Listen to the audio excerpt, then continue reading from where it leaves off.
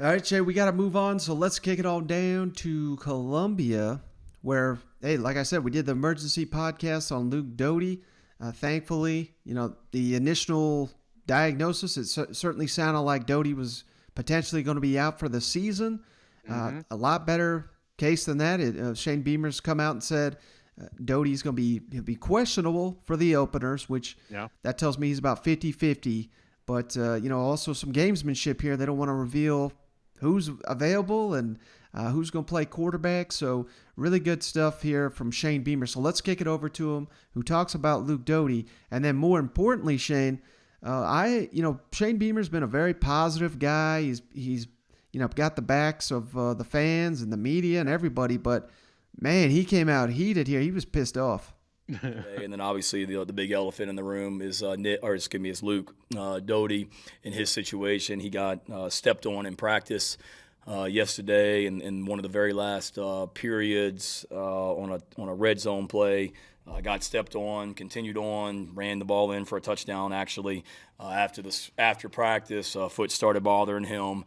He got a ton of tests done this morning. Right now, it's a sprain in that foot. Thank God, it's not as serious as we thought. He's questionable, I would say, for the first game.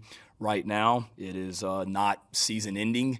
And he's in great spirits. He was out here today at the scrimmage, and then left to get some rehab work done to get it started to accelerate that process. But we'll reevaluate here in a couple weeks. But Luke's in great spirits, and optimistic he'll be able to play in the first game. But if he's not, it'll be shortly after that. And the team is in great spirits.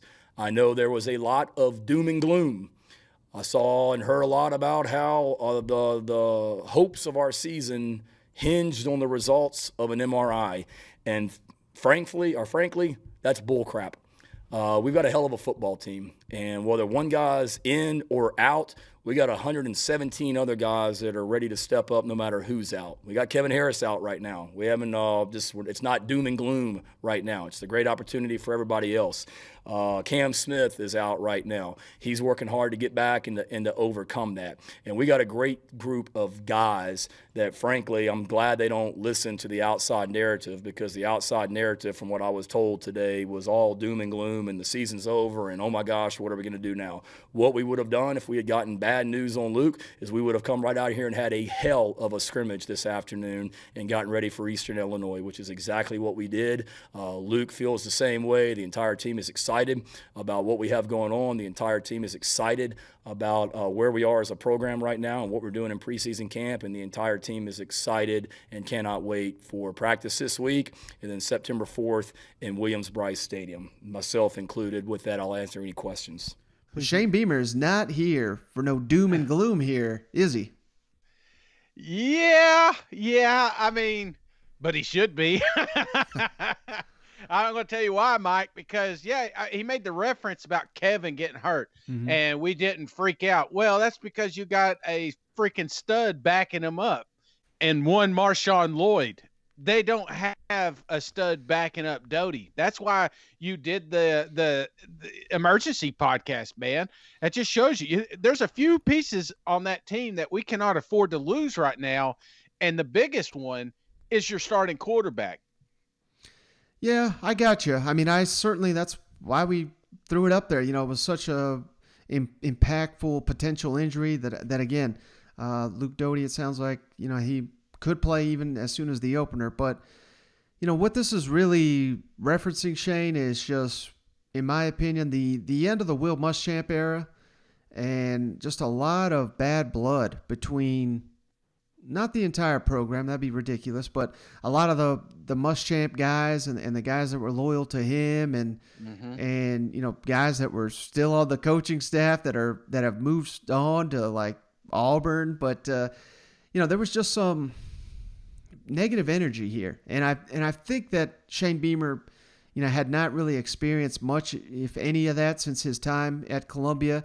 And I think he just put an emphasis on the fact that, we're not going to be, I cannot tell you how many tweets do we see where like, oh God, it's terrible being a South Carolina fan. Like this, why does this always happen to us? The season's over already, and I think he's just trying to get rid of all that damn negativity because who knows? I mean, we've not seen Jason Brown or Colton Goutier, the freshman, play. I mean, I'm not saying they're the next Kurt Warner, but remember when Trent Green went down? I'm probably dating myself with these references, but for the Rams, and then out comes Hall of Famer Kurt Warner. So you got to have faith in your coaches to identify, develop, and they seem pretty damn happy with their backups right now. So I think they're just trying to get rid of all that negative energy and push forward in Columbia.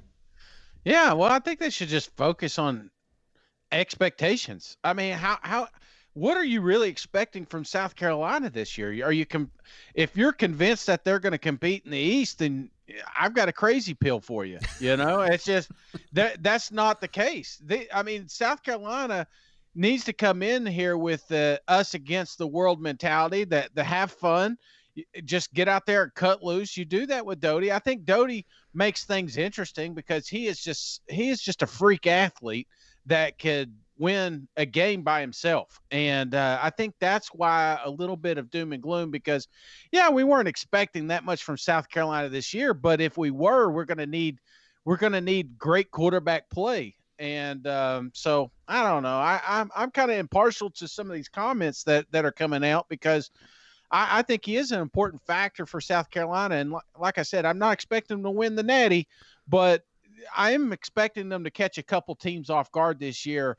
And my perspective changes if Doty's not behind center. Mm-hmm. I got you. Well, and last thing from Beamer, let's kick it over to him on who steps up with Luke Doty out. Karon Joyner looks like they may even give him some reps to kind of, if nothing else, test these defenses. And then, of course, a big story. It's wild. So many things happen. A big story is no longer a big story, but wasn't that long ago that Karon Prunty left the team here, left a huge hole at the cornerback position. So Shane Beamer addresses that as well. Please use the raise hand function. We'll get to you as we can, David, with the first one. Hey, Shane, thanks for doing this. With Luke's absence, who took the majority of the first team snaps today at quarterback? Jason Brown did today. Jason Brown worked some at quarterback. Connor Jordan worked some at quarterback. Colton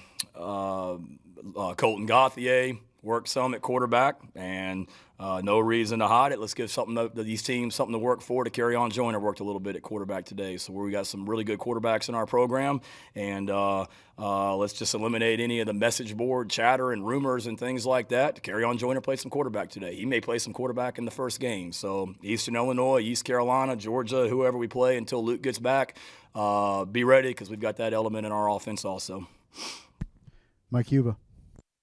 Coach, I was just curious if you could speak to what happened with Karon Prunty and where that leaves you guys at cornerback moving forward now that he's moved on.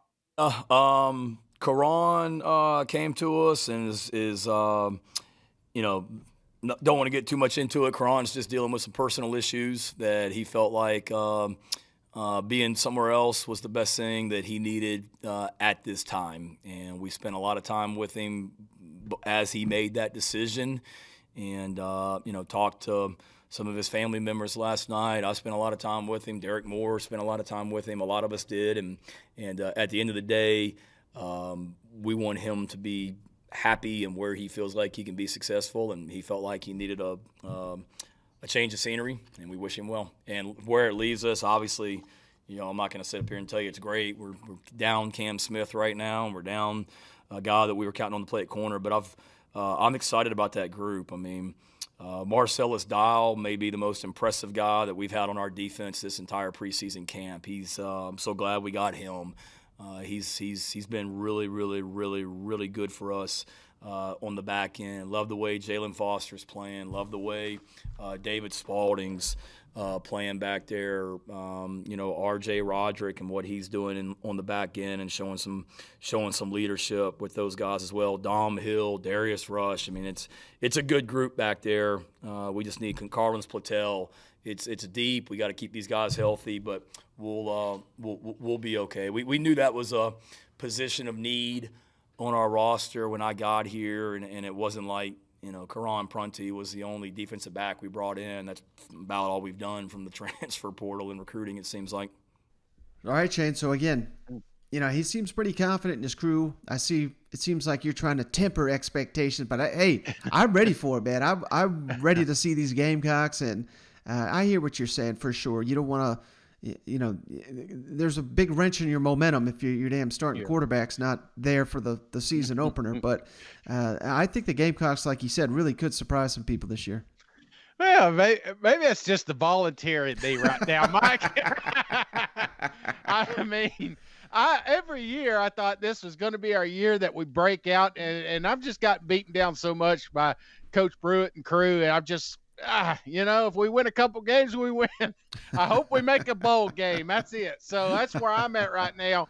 And I just want to, the thing is, South Carolina does have a lot of talent. They do. Maybe not top to bottom, maybe not a lot of, competitive depth, if you will, but South Carolina has some pieces on that team that could be very intriguing in certain games. And I just think Doty was one of those, and I hope for a speedy recovery.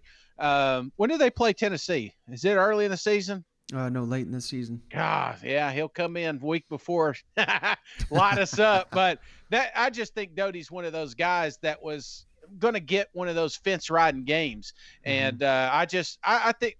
I don't know, positive comments. That's the thing. Over the weekend, we had the emergency podcast, but I think right now I'm having a little better perspective. I still think it, judging by the coach talk, it sounds to me like it's going to be a 2 to 3 week event at least.